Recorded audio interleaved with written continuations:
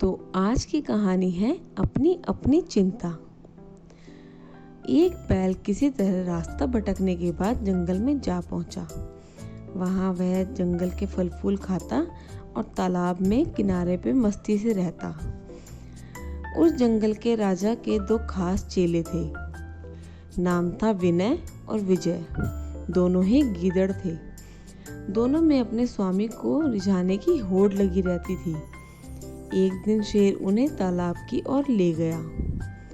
तालाब पर उस बैल के रहने का तो दोनों को पता ही नहीं था। उधर बैल अच्छी तरह खाने के बाद तालाब में पानी पी रहा था। पानी पीकर उसने जोरदार डकार ली और उस डकार की आवाज़ तालाब के चारों ओर गूंज उठी। ऐसी गूंज से शेर परेशान हो गया और उसने ये आवाज़ पहले कभी सुनी भी नहीं थी।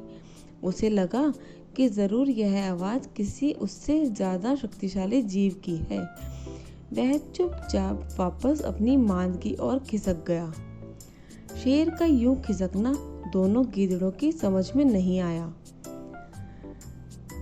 हमारे स्वामी तो जंगल के राजा हैं, उनके सामने तो बड़ों बड़ों के छक्के छूट जाते हैं, फिर वह इस तरह वापस क्यों जा रहे हैं? विजय ने अपनी हैरानी जाहिर की। विजय शेर के पास गया।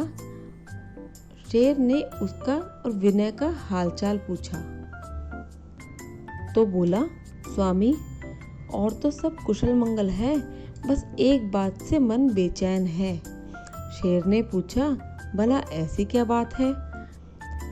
बात भी ऐसी कोई खास नहीं, विजय ने झिझकते हुए कहा।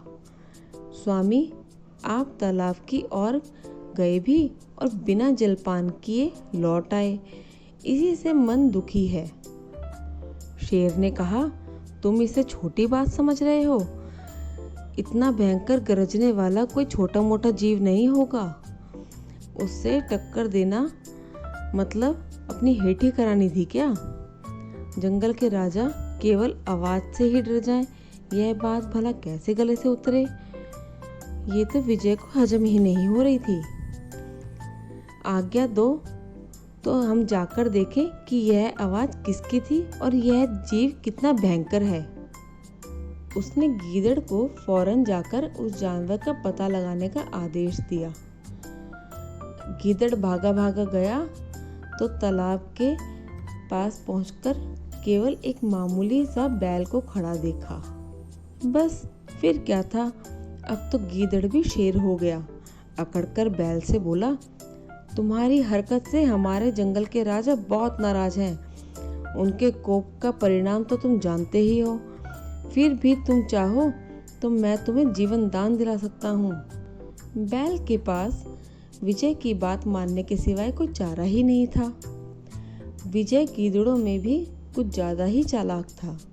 शेर के सामने बात को उसने घुमाकर बोला, मैंने उस बैल को समझाया कि यह जंगल तो हमारे स्वामी शेर का राज्य है, उससे मित्रता कर लो, यही तुम्हारे लिए अच्छा होगा। यह सुनकर अब बैल ने आपसे जीवन दान की प्रार्थना की है। यह सुनकर शेर बहुत खुश हुआ और बोला, ये तो तुमने बड़े कमाल का काम किया है, फौरन उस बैल को हमारे सामने पेश करो। बैल के सामने आने पर शेर का उसका अच्छा स्वागत करेंगे। बस उसे जंगल में निडर होकर घूमने की अनुमति भी दी जाएगी। और ऐसा हुआ भी। बैल का स्वागत भी बहुत अच्छे से हुआ और उसे जंगल में घूमने की अनुमति भी दे दी गई। ऐसे ही दिन बीतते गए। शेर और बैल में गहरी मित्रता होती गई। बैल ने तो दुनिया के बहुत रंग ढंग देखे थे। उसका ज्ञान उसने शेर को भी दिया। इस ज्ञान के आदान प्रदान में शेर और बैल व्यस्त रहने लगे। दूसरे जानवर धीरे धीरे दूर पड़ते गए। शेर का शिकार भी कम हो गया। बाकी सब जानवरों को भूख की चिंता सताने लगी। दोनों गीदड़ विजय और विनय स्थिति पर विचार करने लगे कि ऐसा क्यों हो रहा है। अगर ऐसा ही चलता रहा तो हम सब भूखे मर जाएंगे। विनय ने विजय को डांटा, कि यह सब तुम्हारी वजह से हुआ है। ना तुम शेर को बैल से हाथ मिलाने को कहते और ना ये दिन देखना पड़ता। विजय ने भी अपनी भूल स्वीकार की और बोला, तुम ठीक कहते हो, सारा कसूर मेरा ही तो है, लेकिन कोई ना कोई रास्ता निकालेंगे। स्वामी को बैल से अलग करना ही होगा। विजय जा पहुंचा शेर के पास। जाकर शेर को उकसाने लगा कि स्वामी, आप भी किसे अपना मित्र बना लिया। वह बैल तो आपको मारने की ताक में है, जिससे वह खुद जंगल का राजा बन जाए। पहले तो शेर को उसकी बात पर विश्वास नहीं हुआ, परंतु विजय ने सच्ची झूठी बातें बनाकर उन्हें अपने मन में शक पैदा कर ही दिया।